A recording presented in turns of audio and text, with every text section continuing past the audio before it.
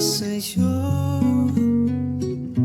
Huwag sanang matakot sa aaminin ko.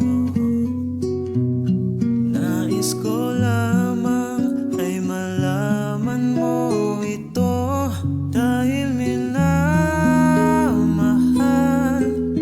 kita ng lubusan.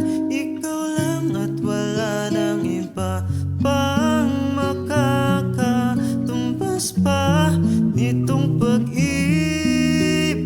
ko sa'yo na totoo. O pagsisilbihan ka't panindigan, ngayon at magpakailanman.